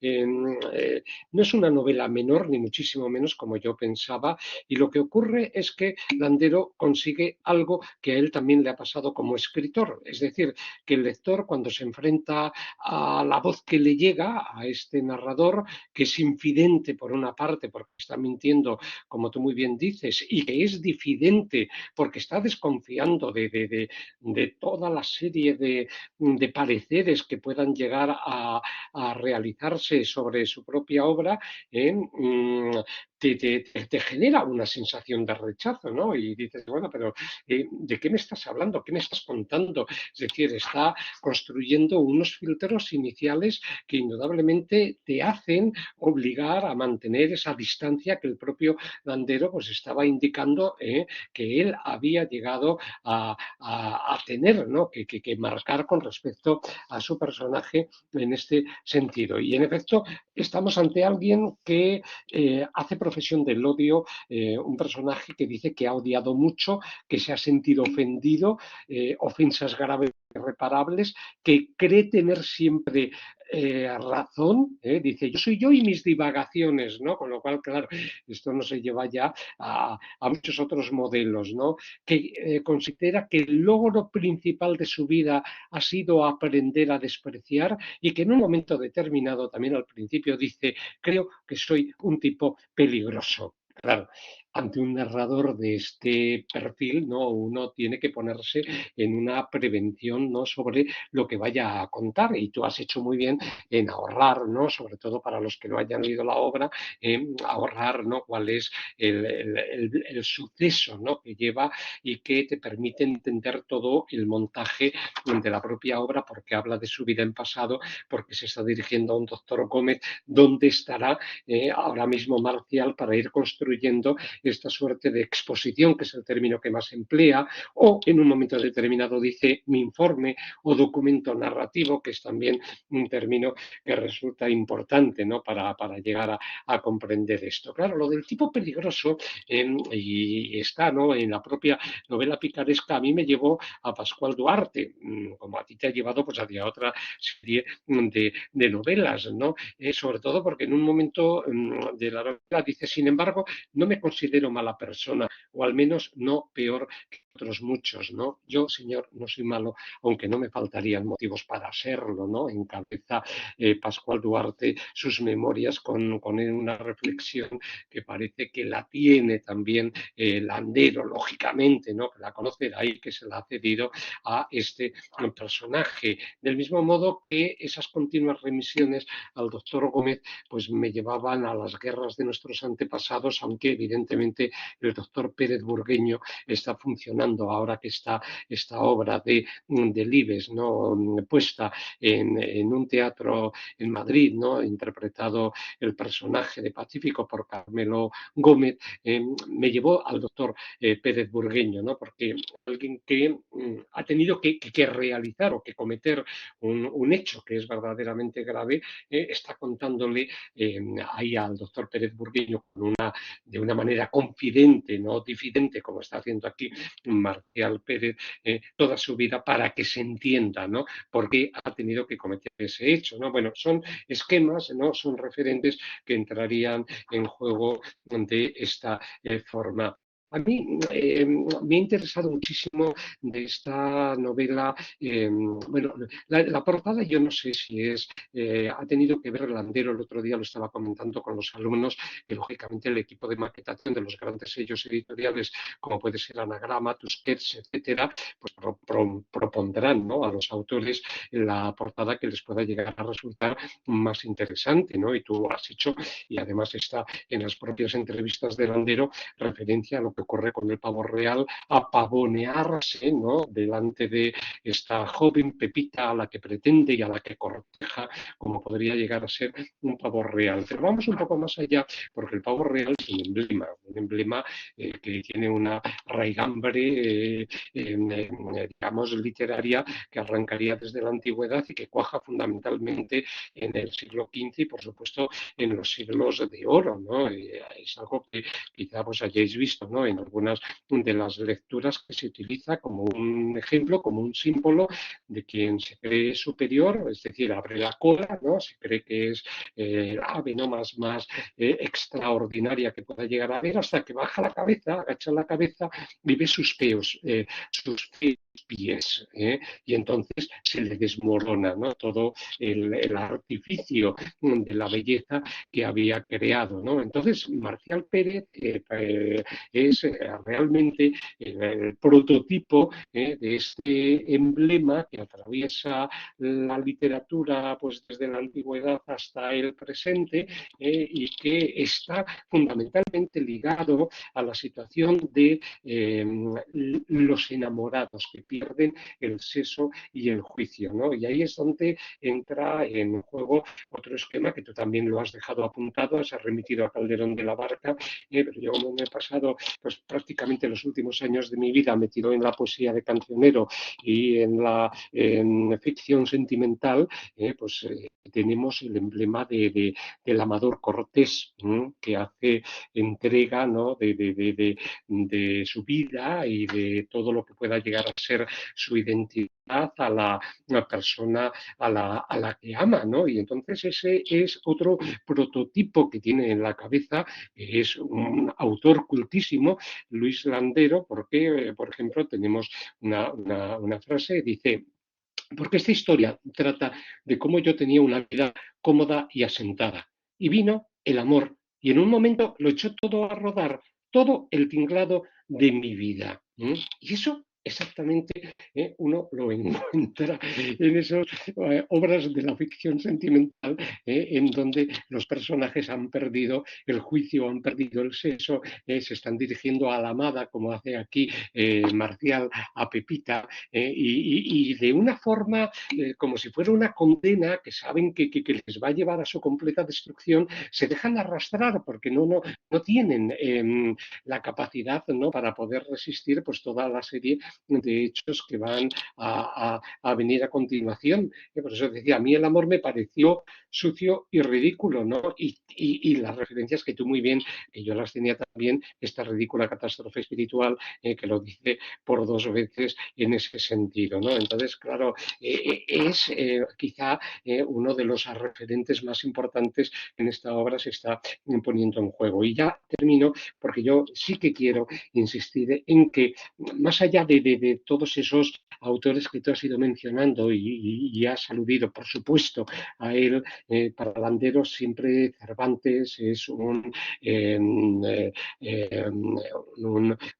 esquema, ¿no? Es un semillero, ¿no? De posibilidades para poder luego desarrollar en su obra, ¿no? Y los que hemos leído a Landero desde Juegos de la Edad Tardía, aunque hayamos tomado algún paréntesis con su obra, pues nos estamos encontrando continuas referencias a Cervantes. Pero para mí esta es una de las obras, junto a Juegos de la Edad Tardía, en que más claramente está esa impronta cervantina. Ya no solo por el desocupado lector, con que en el prólogo Cervantes interpela al lector, y ya tú lo has señalado muy bien aquí, no solo el doctor Gómez, sino que es continuamente ese narratorio externo que son los lectores, a los que llega a insultar, ¿no? A los que llega a provocar, a los que llega, ¿no? A imaginar qué es lo que podría pensar para precaverse, ¿no? Sobre toda esa serie de ideas, ¿no? Sino que el propio concepto del amor que estábamos comentando antes, ese amor desmesurado que lo arrebata todo, ¿no? Que lo sojuzga, que le obliga al personaje a hacer cosas que nunca hubiera llegado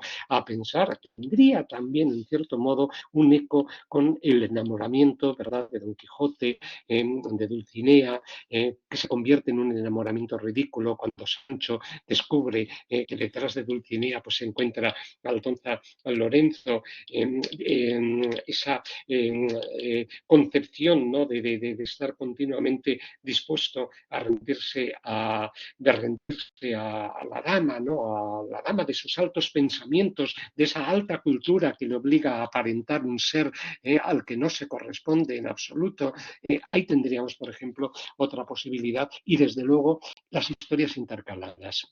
Al igual que en el Quijote, pues aparecen esas pequeñas, bueno, son novelas ejemplares, ¿no? Que introduce de esta manera. A mí el que insertara ese texto que se llamaba Mis pequeños amigos y que luego se llamaba Mi pequeña fauna, que me pareció delirante la transformación del título porque estamos hablando de un personaje que es un matarife y que tiene una sensibilidad especial en este cuento por los pequeños animales a los que parece que ama, ¿no? Con una serie de afectos y una profusión de cariño enorme y luego cuenta cómo mueren los animales en el matadero. O sea, me parecía realmente una situación que da cuenta de ese contraste del humor. Bueno, pues esa inserción de textos y ese discurso que también transcribe de una forma, dice, una pieza oratoria de mi propia invención. Es lo que hace Don Quijote ante los cabreros, ¿no? Y ante distintos auditorios, más que enhebrar discursos con los que parece que está recobrando una razón, con la que sale de esa momentánea locura a la que en él el ideal de la caballería, aquí no hay un ideal de la caballería, pero también hay algo que es cierto, ¿no? Es decir, es un personaje quijotizado, ¿no? En el hecho de que quiere defender, ¿no? Esos códigos tan estrictos, el honor, como tú has señalado muy bien, la razón que cree que lo mueve en todo momento, ¿no? La defensa de su propio ser y que lógicamente pone al descubierto todo lo contrario. En fin, mil cosas tendría yo que señalar también en este sentido, pero quiero de nuevo volverte a felicitar, Manuel, por la espléndida, ¿no? Presentación que nos tenías preparados, ¿no? Y antes de dar la palabra a los asistentes, estamos ya quizá un poco fuera de tiempo, estoy seguro que alguno de ellos querrá intervenir, pues te devuelvo a ti la palabra, Manuel, por si quieres añadir algo, ¿no? A las humildes aportaciones, ¿no? que he hecho yo a la exposición tuya. Sí, antes señalabas, gracias Fernando, antes señalabas que es un tipo peligroso, claro, es que, ¿qué es lo que quiere Marcial? Que lo amemos o que lo odiemos entre la multitud. Tiene que ser así. Efectivamente. Tenemos que Sí, odiarlo, sí, hay que odiarlo. Nos sí. cae bien, tenemos que amarlo. En cuanto a todo lo que se podía ir rastreando, nos daría para mucho, porque lo curioso de esta obra, o por lo menos el sentimiento que he tenido yo, os confieso que a veces no he disfrutado la lectura porque me iban saltando tantas frases Claro. que me enlazaban con otras obras que no hacía más que parar la lectura, tomar nota, parar la lectura, tomar nota, y se nos quedan muchas cosas en el tintero. Sí, Yo sí, sí. también llegué a pensar, Marcial es un personaje que no va buscando un autor para que escriba su obra, se la escribe Sí. él mismo. Y sí que hay algunas cosas que también me recordaban a Pirandello en algunos de los planteamientos que hacía. Bueno, pues tú dices Don Quijote, Dulcinea del Toboso, Aldonza Lorenzo, sí, pero aquí tenemos Pepita, que por cierto no es Pepita Jiménez, pero que a mí me No, parece que el nombre ahora diríamos que es un homenaje a don Juan sí, Valera, porque hay sí, sí, algunas sí. partes que están narradas un poco con el estilo de Juan Valera. Pues Pepitas resulta que se llama Mariajo, Marijó, Sí, Marijose, sí. pero no Pepita. O sea, también hay ahí ha habido una mitificación. Luego ya no digo nada de ese carnicero que hace metáforas con el despiece de los animales, que monda, cuartea y trocea Sí, la historia en algún momento y que en un momento determinado ve a Pepita con su diminutivo, no a Mariajo ni a María José ni Marijose, sí, ve a Pepita vestida de colegiala y se siente enormemente seducido. Y entonces uno ya dice, Dios mío, el carnicero enamorado de la colegiala. ¿Qué puede pasar aquí? Nos podíamos haber ido a una tragedia de características inmensas, pero no va por ahí, no daba para eso la vida. Ahí también es sí. Valle Inclán. La vida ya no nos da para tragedias en España, solo nos da para esperpentos o para historias Así es, ridículas. Está en la así es, misma Manuel. onda. También eso saltaba a la memoria. Bueno, y tantas cosas que Por aparecen supuesto. reflejadas en la obra. Incluso, bueno, Sí. pues nos preguntamos dónde estará Marcial. Bueno, recordamos que Marcial está escribiendo, el acto de escribir lo sitúa 10 años después de que haya sucedido la historia ridícula, con la ambigüedad que da el término de historia ridícula, Vale. y que se ha quedado, lo hemos dejado en el sitial. Lo siento, pero ahora voy a, como buen carnicero, a destripar un poquito también el final. Se ha quedado sentado en el sitial con el cuarentón muerto en sus manos, porque claro que es un tipo peligroso, claro que lo es. Acaba cometiendo un homicidio y está esperando a los sanitarios y a la policía y escribe un informe y una exculpación para los jueces. ¿Dónde está Marcial? Pues en una interpretación realista tiene que estar en la cárcel o en un psiquiátrico vigilado. En No hay efecto. otra posibilidad. El Sí, sí, doctor sí. Gómez, en este caso, probablemente sea uno de los Un sí. médicos de la prisión o un psiquiatra. Mm, Y mm, que mm. creo yo que había una pregunta por aquí que hacía Sara. ¿Qué papel tiene el doctor Gómez en la obra? Bueno, pues es buscar un narratario más que no sea solo el lector. Busca un narratario más. Yo creo que nos sitúa también en el mismo molde narrativo del Guardián entre el Centeno, para que veamos que el personaje comparte características con el protagonista de la obra, haciendo tabla rasa de la diferencia de edad y de la diferencia de motivaciones.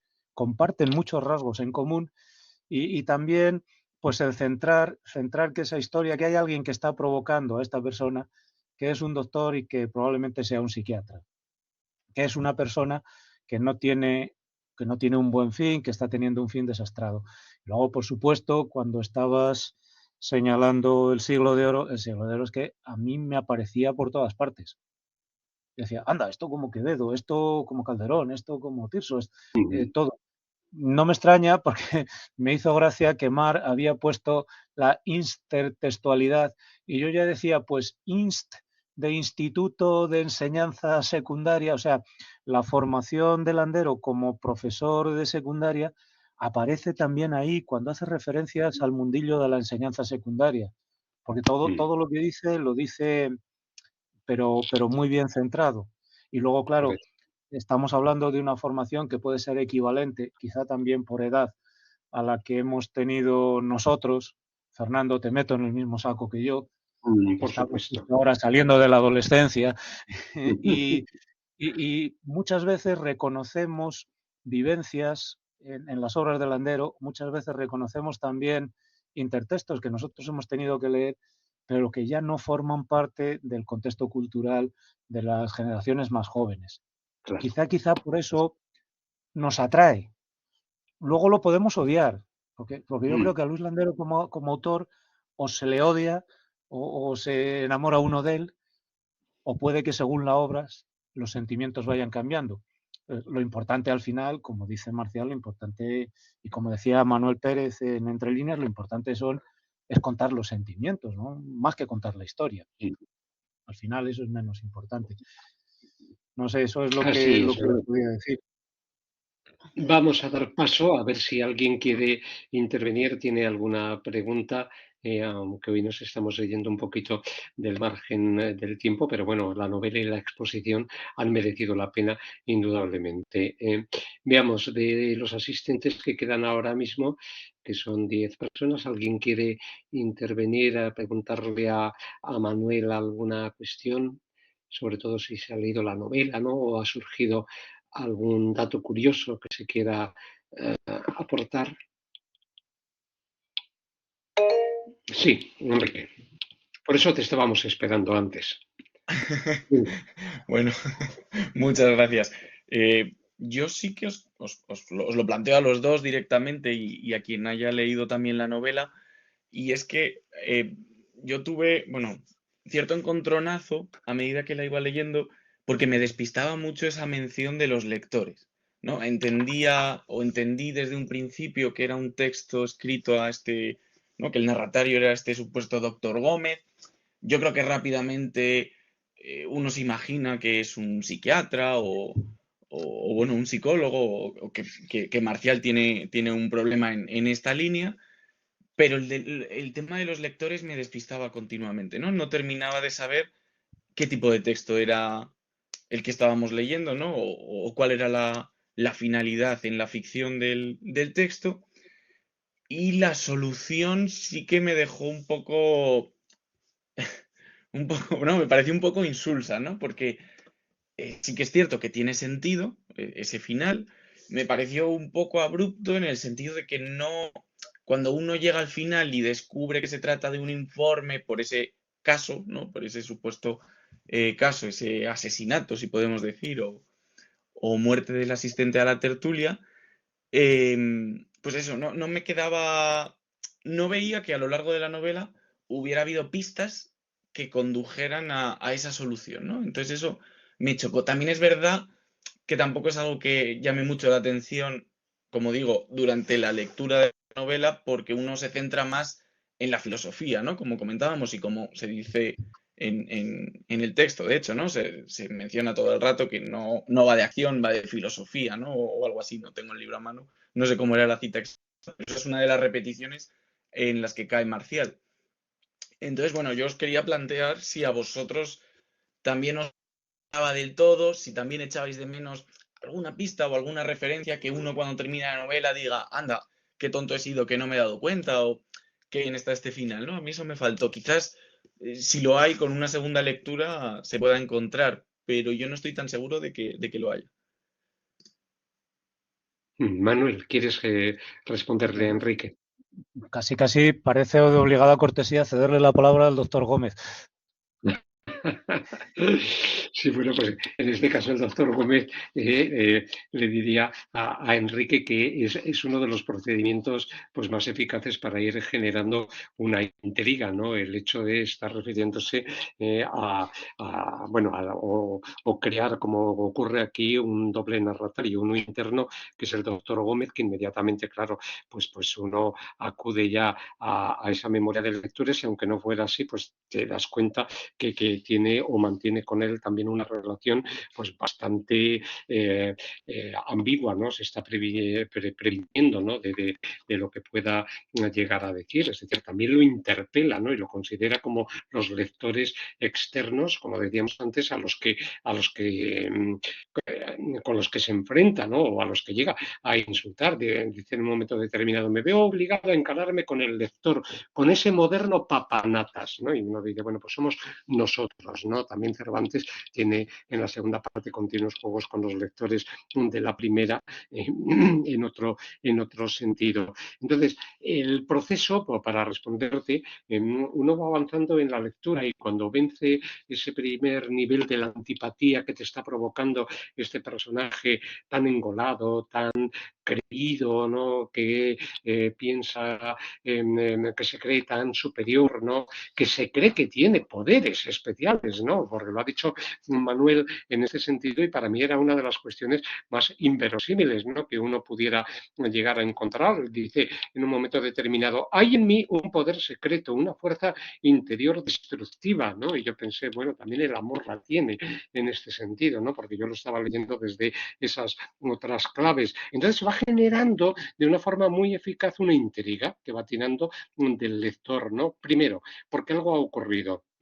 Y lo que ha ocurrido tiene que ver con ese poder destructivo que el narrador está reconociendo y que va además ampliando porque dice que si una amiga cuando estaba en el colegio, la niña Alicia fue a socorrerlo cuando los amigos pues le tundieron a palos, ¿no? De los malos tratos, o ese otro amigo que tiene Ramón Cordero y al que desea todo lo peor a pesar de que tiene con él un trato en principio cordial, por no hablar de Pepita, cuya muerte también desea.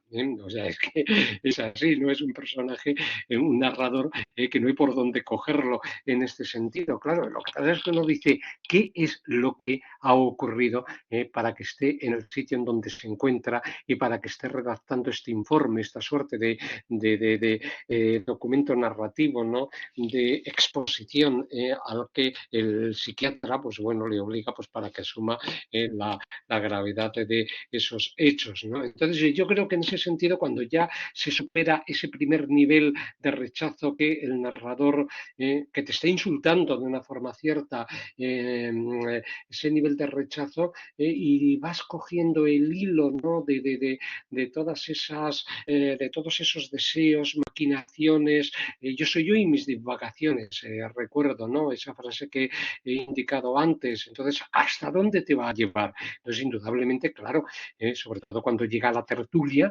de los jueves y cuando entra allí con esa ridícula bandeja de pasteles, como muy bien ha señalado Manuel, y la criada le hace parecer aún más ridículo y todos están aguardándolo para burlarse de él, y le tienen ese sitial reservado precisamente para que sea el centro de esa reunión tan especial, pues indudablemente uno va hilando cabos, ¿no? Que en un principio no llegó a pensar que pudiera estar tan bien trabada la novela, ¿no? Entonces, bueno, no sé si te he contestado o me he ido yo también por las ramas como Marcial Pérez, pero yo creo que se consigue muy bien generar esa intriga y llevar al lector finalmente hacia a motivar la curiosidad del lector, ¿no? ¿Qué has hecho para estar donde estás? Esa es la pregunta, ¿no? Que de algún modo vamos construyendo. Y como es algo que no se cuenta prácticamente hasta casi las 2 o 3 últimas páginas, claro, cuando ocurre ese incidente del que se dan además 2 versiones distintas, uno dice, es por esto. Y entonces ya empiezas a ir anudando todas las referencias. En fin, Manuel, no sé si quieres decirle algo a Enrique. Sí, iba a anudar también un poco las referencias, Fernando, que has hecho tú. Antes aludías a Pascual Duarte. En Mm, efecto, es que el protagonista, precisamente en las páginas finales, reacciona y narra como Pascual. Yo recordaba el momento en que Pascual mata a su madre, tal y como lo narra, el momento en el sí, que le da un tiro a su perra, y es muy similar a una de las escenas finales. Cuando Gil López Navarrete llega al sitial avanzando en la escena, en la página 280, dice, se sí, apoyó en mis rodillas y empezó a levantarse. Lo miré justo. asombrado y también él a mí. Y no sé de qué manera, apenas se irguió, apareció en mi mano mi navajilla múltiple de juguete. No sé si ya la Mm, tenía de antes o fue cosa de mm, ahora. Pero el caso es que claro, estaba en mi mano y que el otro se levantaba esgrimiendo su arma contra mí. Está, está en una nebulosa y sí, sí. argumenta justamente como Pascual. Es Es un una psicópata. cosa similar y además la forma escueta de narrarlo parece también Sí, la forma de Cela. Y luego sí, yo creo que la explicación, también suscribo la explicación que nos sirve para seguir aclarando el papel de ese doctor Gómez.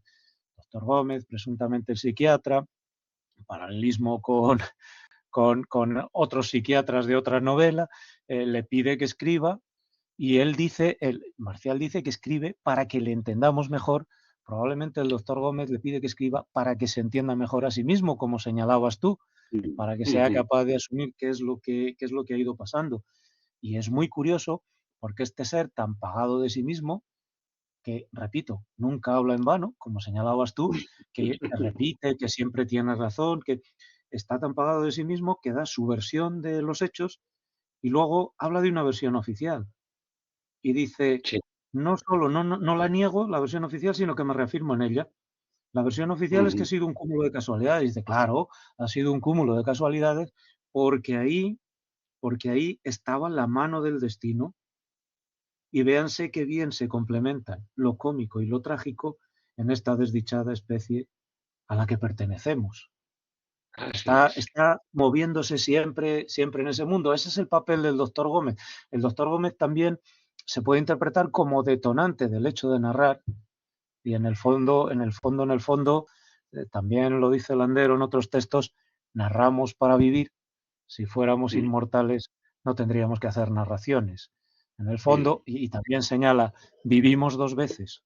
La primera cuando suceden los hechos y la segunda cuando los contamos. Estamos asistiendo a la segunda vida a la segunda vida de la historia ridícula del protagonista.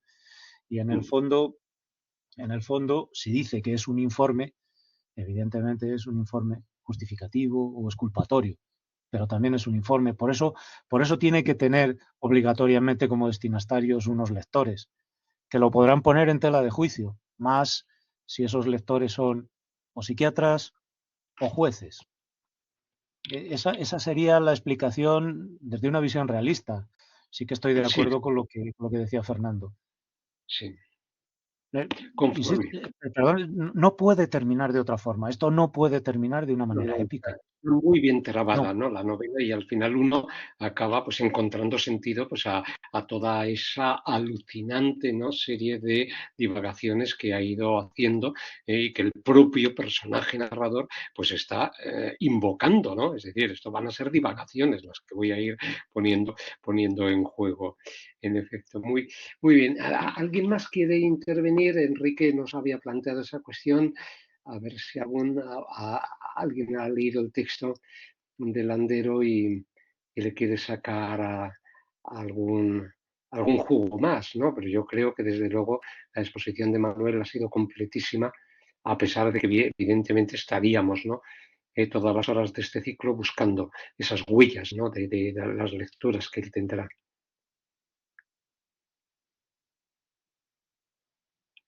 Bueno, pues la verdad es que se nos ha ido hoy el tiempo volando, ¿no? Entretenidísimos, con la exposición y luego con todos estos comentarios que hemos ido planteando. Así que voy a poner cierre ya a la grabación en fin, vuelvo a agradecer, ¿no?, esta pequeña joya que vamos a colgar dentro de poco en YouTube y que yo estoy seguro que tendrá y que será consultada, ¿no?, por muchos usuarios, ¿no?, en buena medida porque Landero es un autor, ¿no?, de primera fila como lo era Mendoza o como lo ha sido Millás, ¿no? Claro, hemos empezado con pesos pesados, ¿no?, de nuestra historia de la narrativa de la mitad del siglo pasado en adelante. Así que, en fin, muchísimas gracias, Manuel. ¿Quieres despedir ya la sesión?